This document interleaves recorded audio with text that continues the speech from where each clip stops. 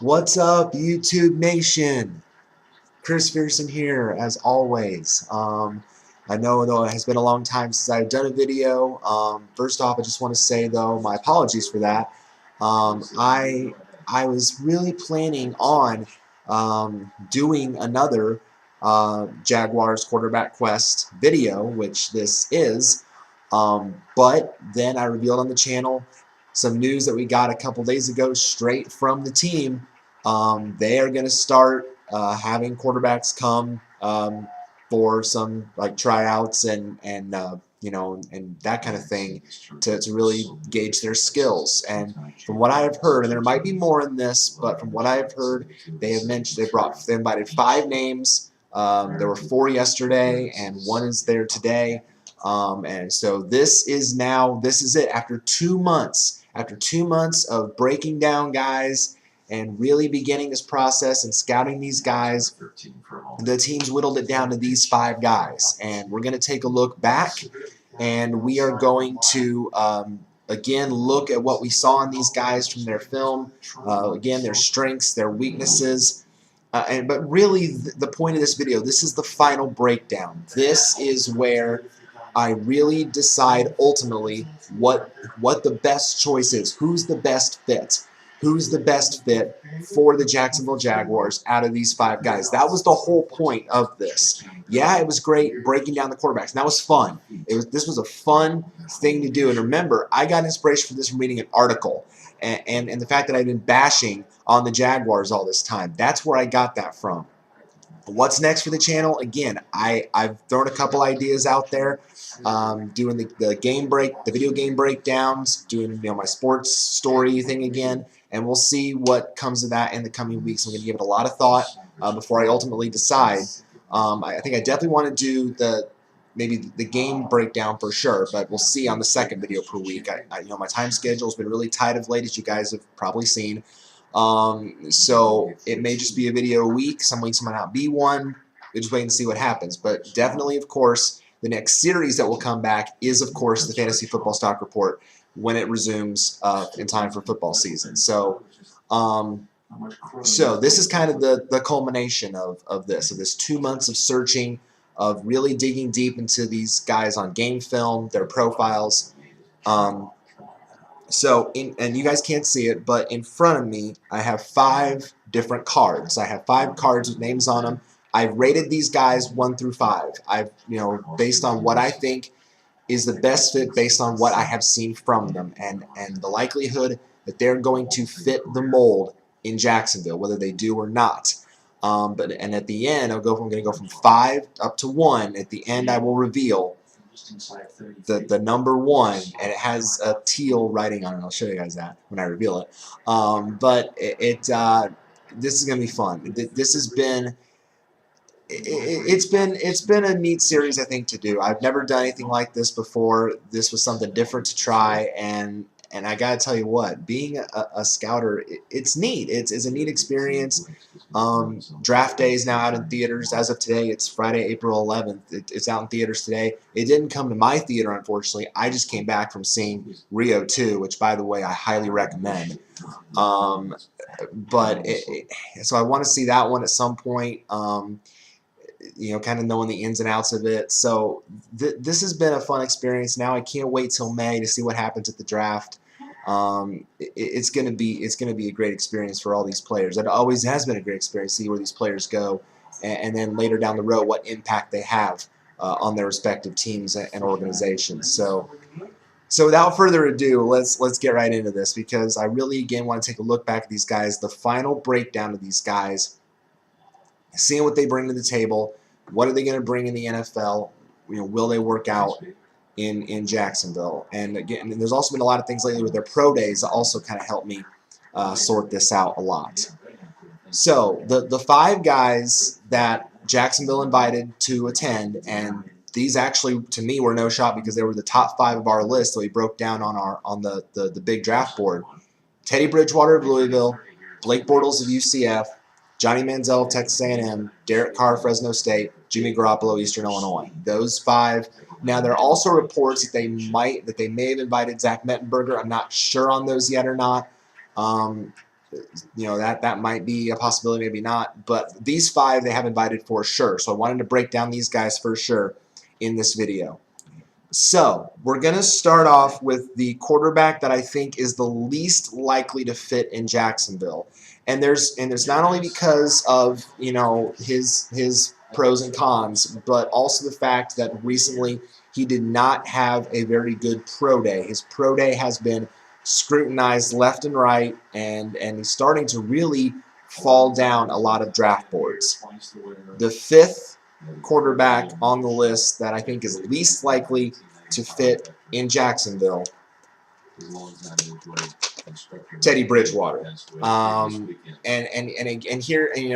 And here's the reason why. Because the deep ball is not his specialty, and we said it on here when we broke Bridgewater down. He really needs to refine it, and his fade route, his deep balls, and Jacksonville's receivers are speed guys. They're not really accustomed. I can't name Jacksonville's tight end on their roster. Who was it, like Mercedes Lewis or something like that? I can't name them. And I think Jones Drew is already testing free agent waters, or is already gone now. So the offense in Jacksonville is going to change a lot, and they need somebody that is able to start from scratch. And Bridgewater, to me, I don't see him as doing that in Jacksonville. Now, again, when we looked at the pros of Teddy Bridgewater, again, we mentioned how well he can throw on the run. He can run the football when he needs to. He can find those open targets. But again, his specialty is the short pass. And Jacksonville's offense needs a stronger playmaker than that. They can't have a quarterback that's, mostly one-dimensional. They've got to have something expanding. Now, again, I'll mention that whoever does land him, I think again, needs to adapt to this skill set that he has. He's got good footwork. He is very elusive on that. He's a great decision maker. His focus is always on par, doesn't quit. But again, I think in this case the cons just kind of outweigh the pros for him when it comes to the Jaguars. He fails to see the pressure sometimes, and the pressure has always been an issue. The offensive line is not exactly up to par in Jacksonville. So when you can't see pressure and you can't escape it, that's an issue. The staring down of receivers, that's a big issue because, again, you've got to be able to scan the field and look off. He takes many risks with throwing into coverage. A Jacksonville quarterback cannot do that. So to me, the fact that his pro day was just so poor and didn't really impress anybody, which again dropped him further and further down the draft board. I think it was either in McShay's or Kuiper's latest draft board. Bridgewater's even out of the top 10, like completely out of the top picks, when many were saying he could be number 1, top 5 earlier. So that really concerns me about Teddy Bridgewater going forward. I compared him to Cam Newton, and Cam Newton went number 1 overall. But it's only for the running ability and the fact that that Cam Newton really, he only had one deep ball threat, and that was Steve Smith. But he was able to work with him because their connection, because Steve Smith's easy to work with. He's not going to have that situation in Jacksonville, I don't think. So that's what concerned me about Teddy Bridgewater. I don't think he'll end up in Jacksonville. At this point, I don't know where Teddy Bridgewater is going to go, because a lot of people are saying he won't be the first quarterback off the board, he won't be the second. He might be the 3rd or 4th, but he's going to maybe fall outside of the top 10. So that is why that I put Teddy Bridgewater in this position. Now, if I started this 2 months ago, I would have probably put Teddy Bridgewater in, maybe not in Jacksonville, maybe like second best for Jacksonville. But now, based on what we've seen lately and the fact that you really look at these situations and say, yeah, this isn't going to work in Jacksonville, that's why Teddy Bridgewater is so low down the list. So, Teddy, hate to say it, but your bridge is not going to go over Jacksonville's water. You're not going to Jacksonville. Not going to happen. At least, not to me. All right. So, next on the list, 4th best option. And again, he's down here this low for a couple reasons. Mainly because of the fact, there's a couple reasons why. Again, not only because of his pros and cons, past history, And again, the pressure situation, his decision making, not a lot on the table. Jacksonville, again, needs a quarterback that is willing to expand his skill set and recognize pressure better. Fourth best option, number 4, Derek Carr. Remember his brother David Carr was the number 1 pick overall by the Houston Texans? Yeah, how'd that work out? I see a lot of similar stuff. It's like brother. I mean, this is kind of where I'm coming from with Derek Carr in a few ways. The pressure. He doesn't have any elusiveness at all. He completely lacks it. And if Jacksonville is not going to make the effort to retool that offensive line, Derek Carr is not worth the pick. He's not.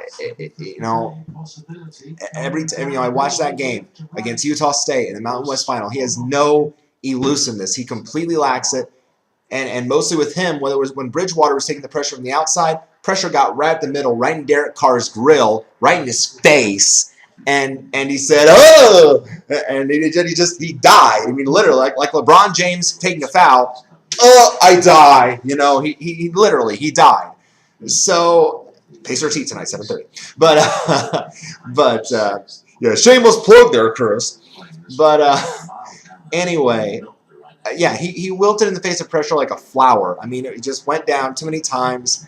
He doesn't disguise his snap count very well, and he makes a lot of quick throws, but they tended to backfire more often than not. Jacksonville is going to need a quarterback with accuracy, finding the target every single time. Now, the team that's going to get Derek Carr is going to get kind of a field general. He directs the traffic at the line of scrimmage. That's good. He doesn't have confidence though. He doesn't have confidence in the deep ball, and that's a good thing. His receivers don't have to move around or anything to catch some balls. He's good in that regard. He's very fluid. And he does tend to take advantage of secondary mismatches. So he is a good field general in that regard. But again, in this case, the cons tend to outweigh the pros. You can't make a quick throw every time. Sometimes, if you have time to throw, you've got to be able to, look off a little bit and not take those quick throws because they backfire. Sometimes they'll underthrow a receiver. Sometimes they'll overthrow a receiver. And he throws into coverage way too much. It's way too much of a risk. At this point in their season and their history, the Jacksonville Jaguars cannot afford risks. They can't do it. They've been sad for way too long. They don't want to make a decision. Again, it's going to backfire them later because then that the fans will call them out on it. So, and the new owner, he seems like a ballsy enough guy, but they don't want him to take something that says, "Oh, I pointed at him. I pointed at him." They don't want that. So, Derek Carr, again, I think he's kind of the same bait as Bridgewater. He's not in the top 10 in a lot of mock drafts. He's falling down off draft boards.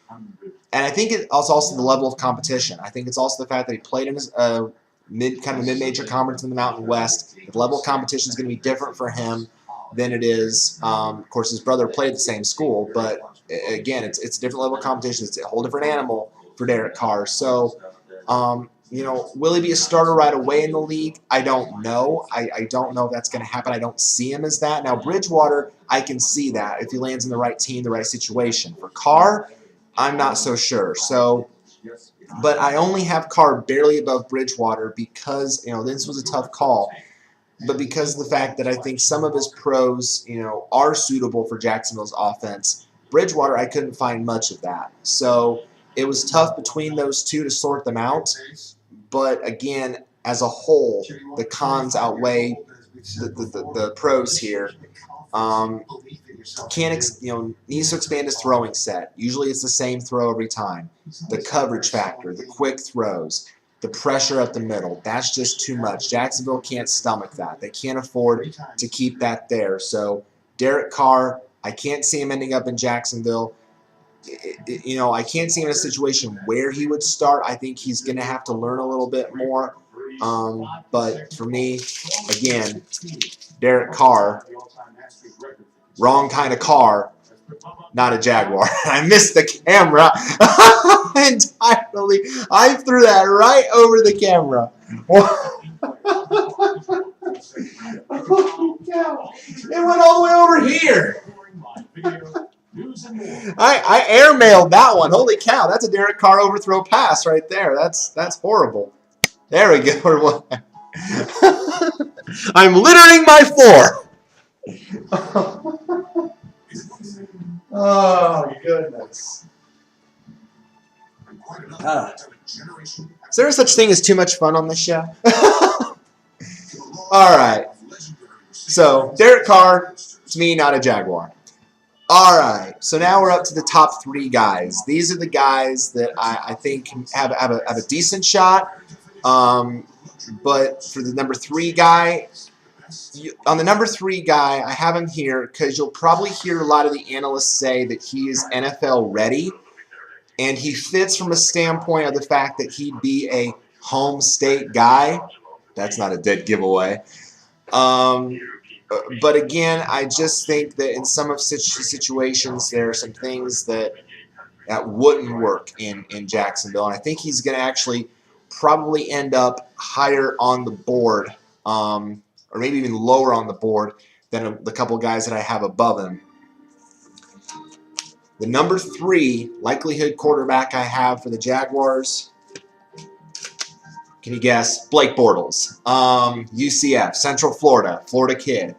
Why do I have him this low? Why do I not have him going to Jacksonville? Well, because I think, again, I don't think he's going to be the first quarterback taken off the board. Now, he might be. He might end up in Houston with the first pick if they don't trade it. He might end up above them, or he might go a little bit below. But I don't see the Jaguars taking this shot on Blake Bortles because, again, the big thing is the level of competition. Again, he played at a smaller school, and the competition is not going to be the same as the NFL. But again, you look at the downside of Bortles' play. He underthrows passes sometimes. He puts too much energy on his throws. The elusiveness isn't there. He can be pressed into making mistakes. Jacksonville fans do not need a quarterback that is mistake prone. They don't need that. He stays in one area. He's not very fluid. His decision making, that's a concern. And again, he has no confidence in his deep ball. And again, the Jaguar receivers are deep ball threats. So you got to have, he throws into coverage that leads to picks. I saw it multiple times when I watched that game against South Carolina.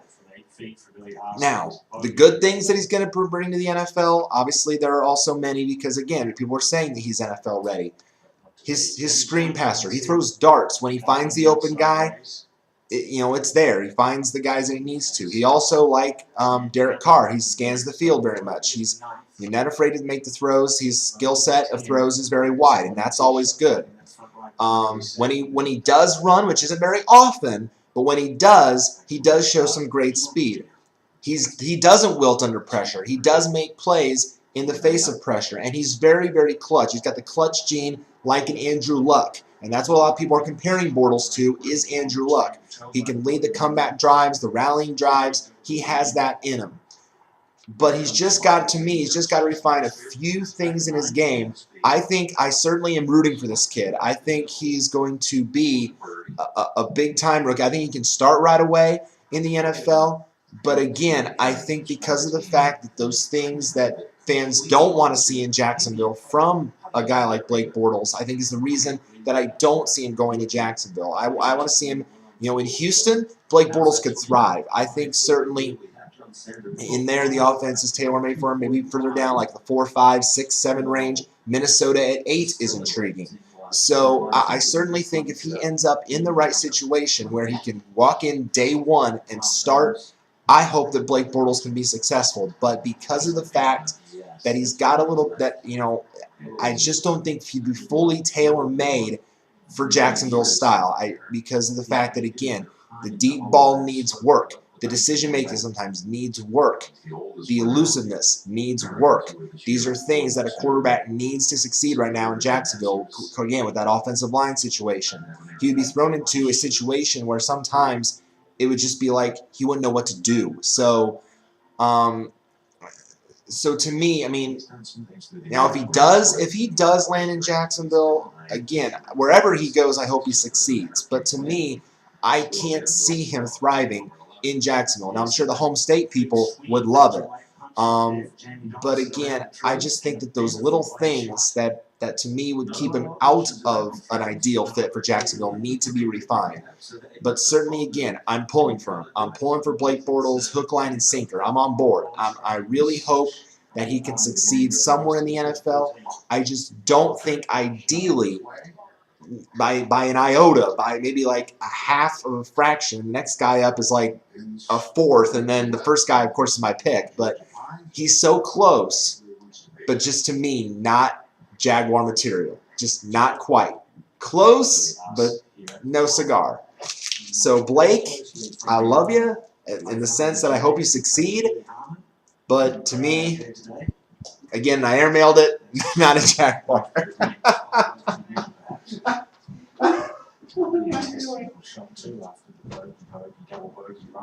I'm trying to hit the camera. Or something. Oh, there you go. Not a Jaguar. There. But like I said, I hope that Blake does succeed. All right. So we're down to the last two guys. We're down to the last two. And this, for me, was a very, very tough decision. I knew that Carr and Bridgewater would be on the bottom. That I knew. But when it got down to the three, it was so tough to put Bortles in that third position because, again, there were just those little tiny things that I, there's so much to him that I liked, but then there was little things like, I kept him out. And then this one, and when I broke this guy down, I mentioned how much that I really, really liked this guy. So much so that I watched 2 tapes of game film on him, and I was so impressed by what he does. I'm surprised this guy's not rising on draft boards because if he lands in an ideal situation, I think he's going to be outstanding and a very under-the-radar player. Again, he reminds me a lot of Joe Flacco of Delaware, like the small school kids. And again, that's probably a dead giveaway.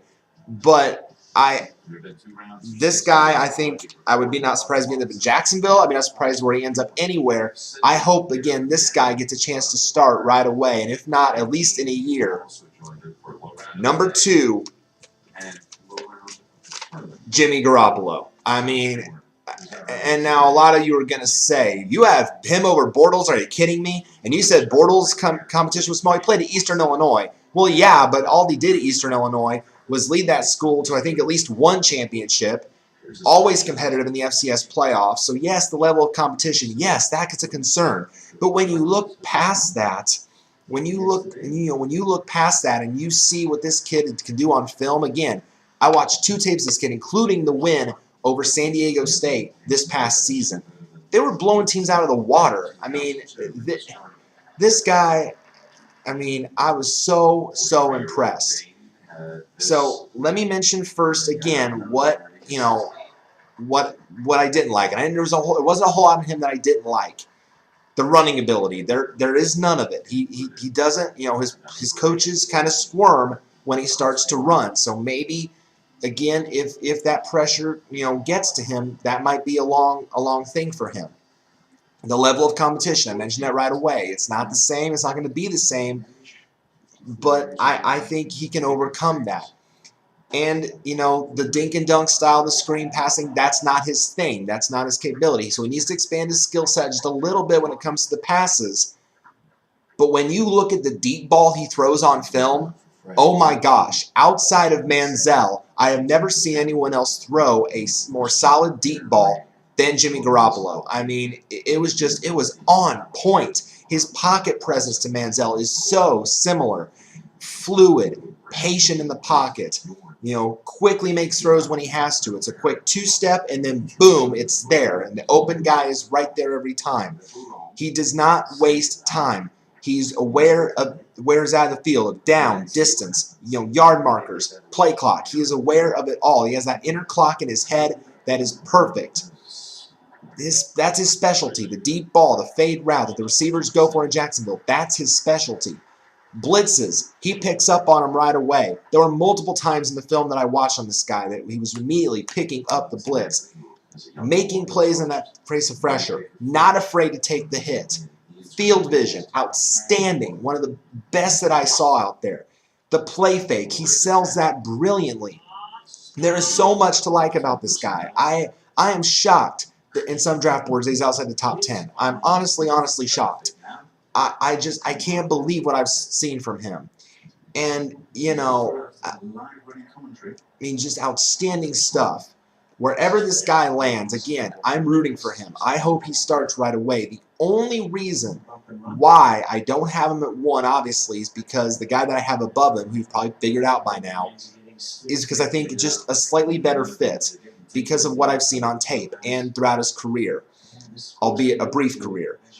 But this guy should be rising up on more draft boards. I hope what he does in Jacksonville impresses them, because no matter where this guy lands, I hope he gets a shot. I want him to be in the same vein as these small school guys, like the Joe Flaccos, you know, like these guys that have come over from FCS schools and done well. I picture Jimmy Garoppolo in that same vein. I think he certainly is in that same case. So it was very, very close between him and the guy I put at number 1. But I loved what I saw from this guy. I was really, really impressed with Jimmy Garoppolo. I'm rooting for him so much. But Jimmy, you would be the pick if only there wasn't one other guy in the field. You know, you'd be the pick. But at the end of the day, and I think, and ESPN kind of agrees with me in this vein, and I've been hard on this guy sometimes through the years when he was in college. But after seeing him on tape, after seeing him now grow up a bit, after seeing him, you know, on his pro day, I think there can be no more denying anymore. I think there can be no more sidestepping anymore. I think there can be no more denying it from me anymore. The guy that I think, after 2 months of searching, researching, debating, scrutinizing, the quest has gotten us to this point. For me, the best fit at quarterback for the Jacksonville Jaguars, the guy who I want to see in teal and black next year, Johnny Manziel. I mean, come on. I mean, what more can we say that has not already been said about Johnny Football? And yes, I will gladly call him that now. I know, but in the past I didn't, so that was ridiculous the way he was acting. But he now has completely turned into, he now knows that he's no longer in college and he's in the NFL. He's acting more mature. He's being more mature in his interviews. He realizes now that it's no longer just about himself. It's about, you know, putting him out there for a team. He has grown so much in these past few months. He is just, and it started, I think, with the game that I scrutinized, with that bowl game against Duke. He put out his skill set for everybody right there. And I know there were numerous other times that you know, he had shown that, but for me, that to me was the eye-opening moment. When I first broke Johnny Manziel down, I said he had the running ability of Mike Vick, but he had the passing ability of Ben Roethlisberger, and I still believe that because that's his skill set. Johnny is never afraid to tuck and run the football. Footwork, one of the best in this class. He can make people miss. Like an NBA player breaking ankles. That's what he does. Doesn't quit on the play. He's very fluid in the pocket. He's mostly stationary. Accuracy. Deadly accurate. That's what Jacksonville needs. Makes amazing throws on the run. He is the director of traffic. Knows exactly where his guys are supposed to be. Knows exactly where to put the football. Avoids the pressure outstandingly with that elusiveness. And again, this is really what Jacksonville needs. A natural-born leader. He is fiery, the passion, the energy, the intensity. It is there. This is a guy you want on your football team. I mean, this Jacksonville, this is what you need. You want to spark Jacksonville? You got now the new owner. You got the new stadium, the redevelopments to it. You want flashy? Look no further. I mean, right here. This is your flash and dash right here. This is your guy that's going to possibly turn your football team around. You have tried so many different things at quarterback. You took a chance on Blaine Gabbert, Blaine God-awful Gabbert, and and now you've sent him away. And Chad Henne, I don't think he's going to get any better. So this needs to be your guy. Now again, there are some things that are obviously concerns. The durability, but he's played through those injuries. There were a couple things, but he's been able to bounce back from that. The deep ball, it could use some work, but he's not afraid to launch it. It's in his repertoire. Sometimes he throws some passes in front of guys, so maybe that could get some tweaking. Sometimes when the rushers come at the middle, can be blindsided just a little bit, but not all the time. And, and again, the behavior, sometimes the stuff, that might get fined or flagged in the NFL. Sometimes you need to put that aside. But again, he's maturing, I think, day by day. I have seen so much of an improvement. And his pro day was so sick. And did you see his recent score on the Wonderlic test? Did you see that? 32 on the Wonderlic, ahead of guys like Bortles and Bridgewater. That shows his smarts. That shows his intelligence. So I have just been so impressed with what I have seen from Johnny Manziel. He is going to be the guy. I really hope he's the guy that the Jaguars take a chance on. So that's my pick. I would just love to see this happen. So there y'all go. After 2 months, guys, this has been an outstanding experience. This has been so much fun to do and break down and discover with you guys. I've had a blast doing this, and now I can't wait for the draft. So stay tuned for that. It's coming up in May. Maybe we'll do a draft preview breakdown show before then.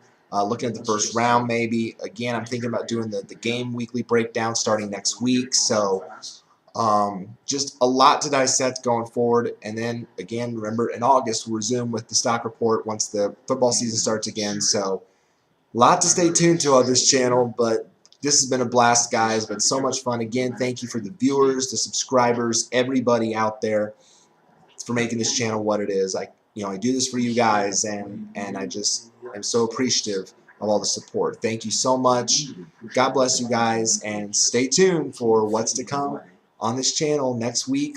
Maybe we'll do the first when the next game sale chart comes out. We'll break that down next week, and then who knows up until the return of the stock report come football season. Thanks, guys, again for your support.